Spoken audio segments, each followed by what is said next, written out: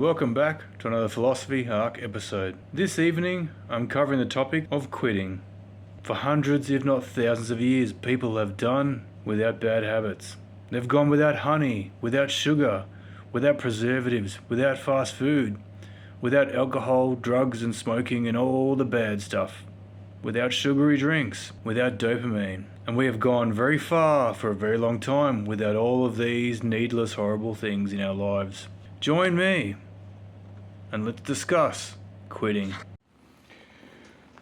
So what does quitting come down to? Does it come down to cold turkey, I'm never touching that again, I'm walking away, I'm done, turn over a new leaf? Is quitting like, well, once a week on Tuesday, I don't do this. I play backgammon instead, down at the cafe, things like that, you know? To change what we don't want in our lives, we need to assess it. How much we want of it in our lives. Are we going to do it and be aware that we hate it, partaking in it? Like, I got Tuesday night pool comps down at the local pub. I happen to drink a little bit more than I'd like to, like on the wallet wise. And it's like bleeding and losing funds that could be spent repairing my lawnmower or buying new fishing lures or getting a new broad brim hat because my old one's fallen apart from the op shop, you know? Like, how do we want to spend our time when some activities can just bring us suffering and pain and loss of income, if it's gambling, say, or it's hurting our health because we're going out and we're having takeout food every single night and we're not cooking anything healthy from raw ingredients, you know? It's about managing our needs and desires and balancing them in a healthy way. We can do less of something on the pathway to doing none of it. That even 1 minute less of doing something stupid is a win. And if we did 1 minute less than yesterday, we are winning, folks.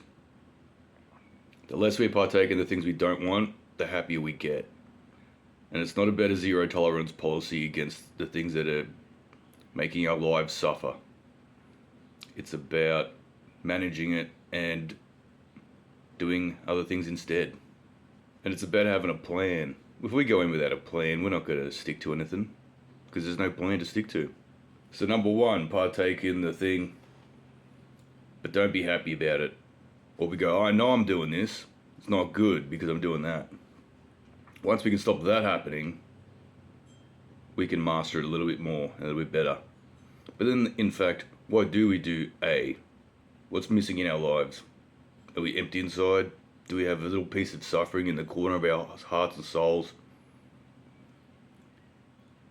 And then being unhappy about it. And then eventually going, you know what, I'm not going to do it on Tuesdays. And then going, you know what, on Fridays, I'm going to have a beer instead of every other day. Or I'm going to go bike riding on Wednesdays instead of thinking about drinking on Wednesdays, you know? Because we've got to have these concepts, people. Otherwise, we just keep going round and round in the little mouse wheel.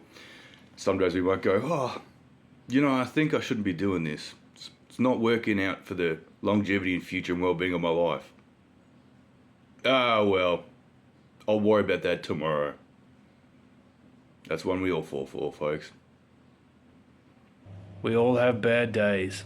We all have times where we just want to go back and enjoy the fun times. But as we grow older, we can't face that no more. We can't do that anymore. Because we must have boundaries. We must say no. And we must all understand that what we want to achieve, where we want to go, is not paved by our vices, of our weaknesses, of our base needs and instincts. We are better than that. Now, the key to quitting is finding reasons, finding purpose, and replacing it with better things. The reasons to quit, we can allocate that time to other things. We can save that money and spend it on better things. I'm now almost a month in and I've saved $1,000. Now, what do I want to do with that $1,000? Well, that's up to me. And I think I want to spend it on insurance for my business to take me to greater heights and security, and if anything goes wrong, I've got the money. Say if I crash my car and it costs me $1,000, I'm not going to care because I've got $1,000. And that's the point, to allocate that money into something better, that time into something more purposeful. For the reasons for quitting: my health, my state of mind, my income, my savings, my future, my purpose, and my clarity of thinking have all benefited from not engaging in my base instincts, from going to bed on time and not just crashing out onto the pillow, because self-control is the first and last line of defense for all the stupid things we do. Think about what you really want in life. Catch you later. Hey, Future Racer here.